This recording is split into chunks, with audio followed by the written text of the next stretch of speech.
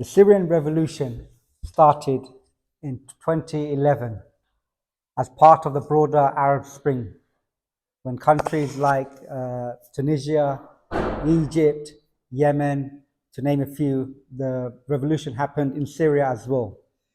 And the revolution in Syria, it took a lot of decades of oppression, brutal oppression. That regime, Assad, and even before his father, it was a brutal regime, and the people lived in fear. People could not even trust their own family. So what started off as people wanting their rights and people wanting Islam, like they've seen in Tunisia, like they've seen in other countries like Egypt with Hosni Mubarak, Assad turned all his forces on this oppression and against his own people, killing over 600,000 people. 14 million have been displaced, and 130,000 have been arrested, and 15,000 have been tortured or murdered in his prisons as well. Some people, there's arguments, some people say that, Syria's regime is anti-imperial, Syria's regime is against Zionism, but it has been complicit in the West's war on terror, including rendition, as we've seen even before the Syrian war happened. We all thought the Arab Spring has ended. It definitely has not ended, as we can see what is happening.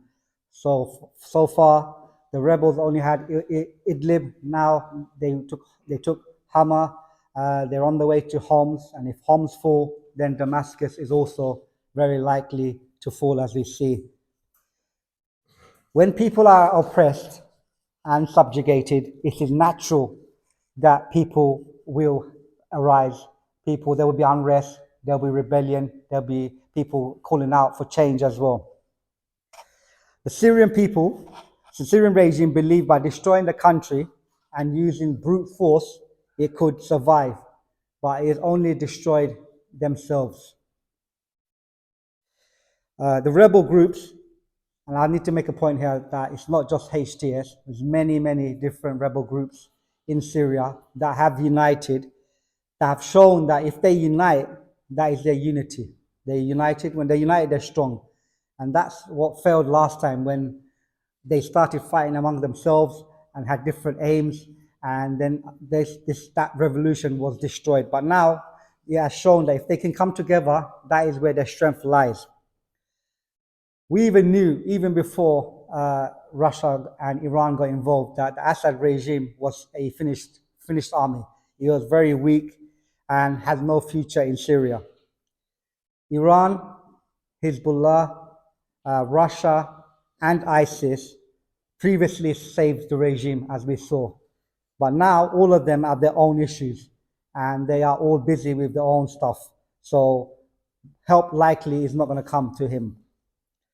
The rebels now need to outline their plan for the post-regime, and they should set their stall out and show what their red lines are for them. We need to make sure that Islam has a central play in this post-regime, and that is why that is what the revolution started with, Islam, and that's the one that we should continue, and the rebels should continue on. We have to warn the Syrian people that they need to be wary of regional and global agendas, as we've seen this many times happen in Syria. When there is anything good that's coming out of the Ummah, local, international, countries get involved, all have their own agendas, including Muslim countries, and they can derail this good thing that might come out of this revolution. And finally, Muslims in the UK, we need to play a part as well. The West have clearly shown that they do not support the people of Syria, and they have left the people of Syria to die. And we need to expose their dirty role in the Syria. And we should engage in debate in how Islam will work and solve Syria's problems.